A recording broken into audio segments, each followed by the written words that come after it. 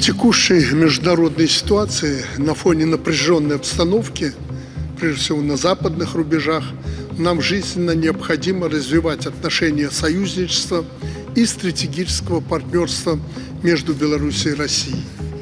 Геополитический расклад объективно ставит перед нами задачу быть готовыми совместно реагировать на любые вызовы.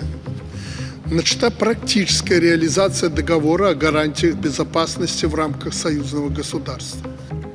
Поэтому технологический суверенитет, ставка на собственные ресурсы и компетенции, приоритет союзного продукта и защита общего рынка союзного государства – это те же самые рубежи безопасности, не менее важные, чем военные и внешнеполитические.